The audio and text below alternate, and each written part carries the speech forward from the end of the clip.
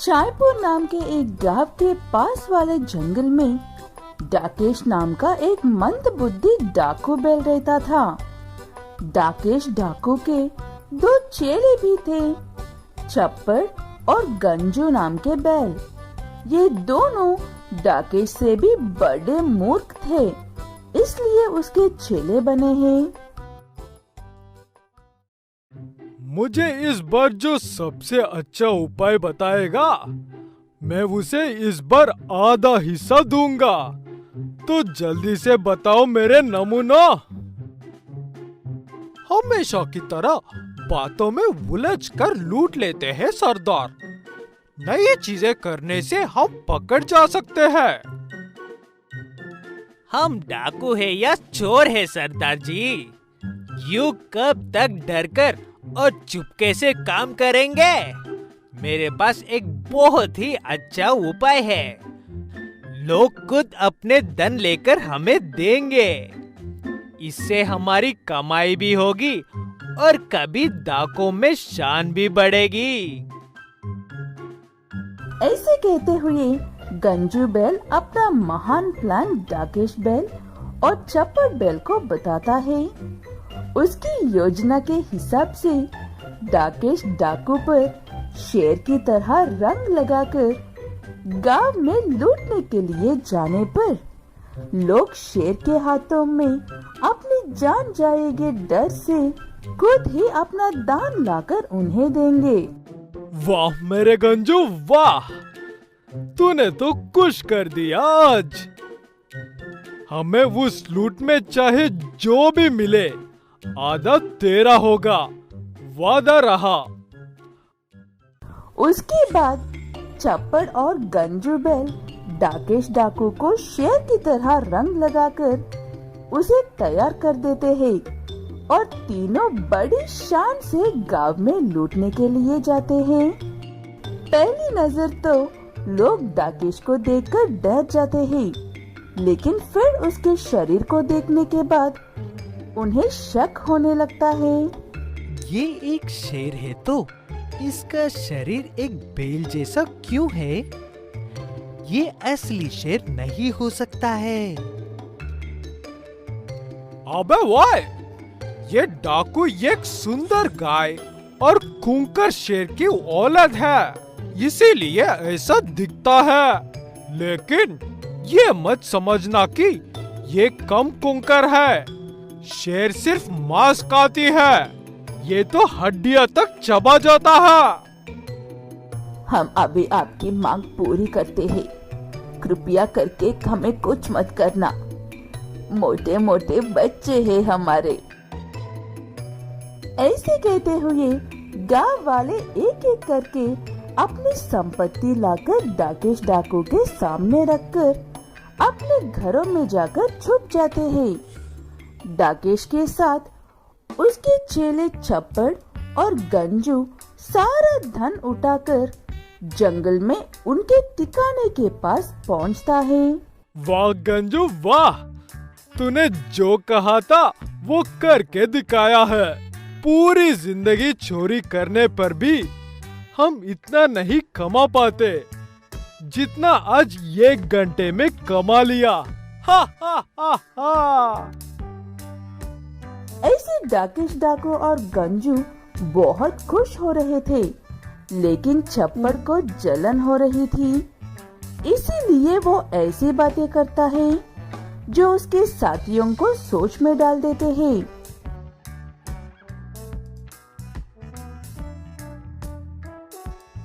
चायपुर में तो सारा खजाना खत्म हो गया है, अब हमें कैसे लूटेंगे? अब तो जिंदगी भर खाली बैठे रहना होगा। तुम्हें क्या लगता है गांव वाले इतने ईमानदार है कि एक ही बार में सब कुछ लेकर दे दिया? हम फिर से जाएंगे और फिर से इतना खजाना जरूर निकालेगा, देख लेना। गंजू सही कह रहा है चापड़, लगता है तुम्हारा दिमाग अब काम नहीं कर रहा है। ना तुम कोई उपाय दे पाए और ना ही कोई अच्छा बात कर पाए। उन बातों से चप्पड़ बैल का मन ईर्ष्या से भर जाता है, इसलिए वो मासूम खराब है। ये देखकर गांव में लूट मचाने के लिए जाने की बात करता है। इस काम के लिए उसके साथी हमेशा तैयार रहते हैं, इसलिए बिना सोचा चल पड़ते हैं। डाकेश पहले की ही तरह सबको डराकर उनका धान लेकर आने को कहता है। गांव वाले कहते हैं कि उनके पास जो कुछ भी था उन्होंने उठाकर उसे दे दिया था, अब उनके पास कुछ भी नहीं है। मैं जानता हूँ कि तुम लोग इतने भी मूर्ख हो कि सच में अपना सब कुछ उठाकर दे दोगे। सरदार ये कहना चाह रहा है कि इससे पहले तुम्हें कोई तकलीफ हो, चुपचाप हमारी बात मान लो।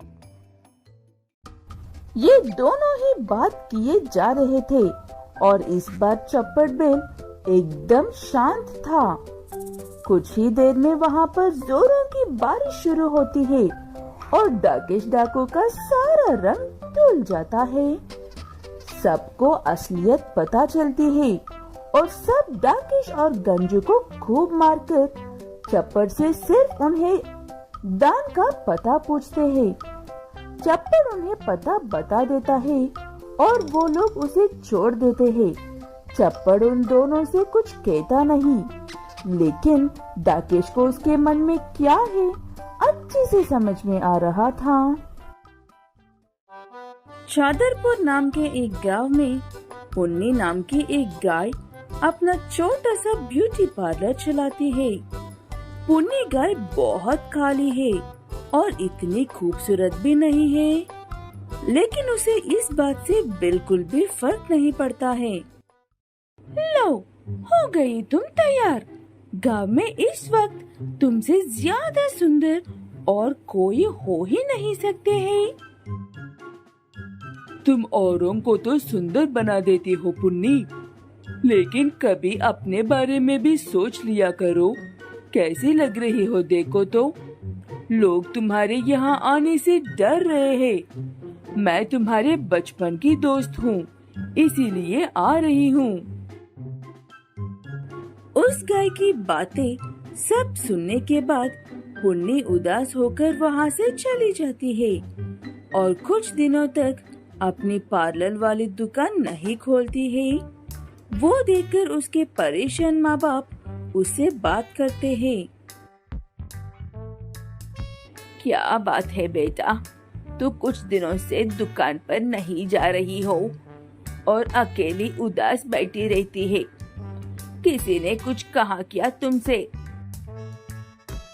मैं सुंदर नहीं हूँ कहकर लोग मुझसे डर रहे हैं माँ। मुझे ये बात अंदर से खा रही है। क्या सुंदरता ही सब होती है? सच्चे मन की कोई कदर नहीं है इस दुनिया में। तुम चिंता मत करो बेटा, शहर में मेरा बचपन का दोस्त रहता है। उसका सारा परिवार यही काम करते हैं जो तुम करती हो। तुम वहाँ पर कुछ दिनों के लिए चली जाओ, बाकी सब वो संभाल लेंगे। देखे कहकर पुन्नी गाय अपने पिता की बात सुनकर शहर जाती है। वहाँ पर सभी लोग ऐसे थे जैसे कि पुन्नी हर रोज अखबार में देखती है। उन्हें देखकर हैरान और परेशान हो रही थी पुन्नी। तभी उसे उसके पिता के दोस्त देखकर पहचान लेते हैं। तुम ही पुन्नी हो ना बेटा? सबको देखकर ऐसे हैरान हो रही हो, इसीलिए अंदाजा लगा लिया था मैंने। हाँ अंकल जी, मैं ही हूँ पुन्नी। आपसे मिलकर खुशी हुई। यहाँ पर तो सब लोग रोबोट लग रहे हैं मुझे। ऐसे दोनों बातें करते हुए घर पहुँचते हैं। वहाँ पर पुन्नी का चेहरा देखते ही उसे कोई भी पसंद नहीं करते हैं। ऐसा मुंह बनाने की कोई जरूरत नहीं है। पुन्नी हमारे घर में ही कुछ दिनों के मेहमान है, इसीलिए वो जब तक यहाँ पर है अच्छे से पेश आना। घर वालों को पहले से ही चेतावनी मिलने से वो शांत हो जाते हैं, लेकिन सिर्फ तब तक जब तक कि उनके पिता आसपास है। जब वो नहीं होते हैं, तब बच्चे पुन्नी को परेशान करने का मौका नहीं छोड़ते हैं। सुना है तुम कमाल की ब्यूटिशियन हो, लेकिन मुझे यकीन नहीं है। ऐसा होते तो तुम पहले खुद को ठीक करते हैं ना? हा हा हा हा हा। मुझे मेरे काम से इतना लगाव है कि मैंने कभी भी खुद पर ध्यान नहीं दिया। गांव में ऐसी बातें नहीं सुन पा रही थी, इसीलिए यहाँ पर आई हूँ। लेकिन ये बातें मेरा पीछा नहीं छोड़ रही है। ऐसे कहकर पुन्नी चुपचाप जाकर अपने कमरे में सो जाती है। कुछ देर बाद उसके दोस्त के पिता आते हैं और उसे एक खास जगह पर लेकर जाते हैं और पुन्नी से ऐसे कहते हैं, इस जगह पर कोई क्रीम, लोशन और पाउडर का इस्तेमाल नहीं होता है बेटा। ये पवित्र जगह है। तुम खुद पर जितना भरोसा करोगी, तुम्हारे साथ उतना अच्छा होगा। याद रखना, यहाँ पर लोग ना कि बराबर सफल होते हैं। ऐसे कहकर वो बैल पुन्नी को उस ढूंढली जगह में छोड़कर जाता है। वहाँ पर सब ढूंढला था, कुछ भी ठीक से नजर नहीं आ रहा था। बहुत देर बाद पुन्नी उस धुंध से धीरे धीरे बाहर आती है। उसे देखकर उस बैल की आंखें फटी की फटी रह गई थी। इतनी सुंदर गाय आज तक ना किसी ने देखी थी और ना ही ऐसी कोई गाय थे। लगता है मैंने तुम्हें कुछ ज्यादा ही हिम्मत दे दी थी बेटा। तुम तो एक परी से भी अच्छी लग रही हो। तुम्हें एक बार खुद को देखना चाहिए। उस बैल के अलावा किसी को भी यकीन नहीं होता है कि वो वही पुन्नी है, जिसे देखने के बाद लोग अजीब से मुंह बनाते थे और खाना भी पसंद नहीं करते थे। अब उसे देखकर लात टपका रहे हैं। क्या ये वही है? मुझे विश्वास नहीं हो रहा है। पिताजी, मुझे भी ये ट्रीटमेंट चाहिए, चाहे कुछ भी हो। उस गाय के पिता से याद दिलाते हैं कि उसका ये ट्रीटमेंट बहुत पहले ही हुआ था और वो फेल हो गई थी। पुन्नी वापस अपने घर लौट जाती है। उसके माँ बाप उसके लिए बहुत खुश होते हैं और उसकी दुकान पर भी ढेर सारे लोग आने लगते हैं और उसकी तारीफ करते हैं। तब पुन्नी उनसे, तब भी मैं थी, अभी भी मैं ही हूँ। तुम्हारे देखने में फर्क है बस। ऐसे पुन्नी पहले की तरह अपना काम करने लगती है और पहले की ही तरह कोई चाहे कुछ भी कहे, पुन्नी को तो बस अपने काम से प्यार था।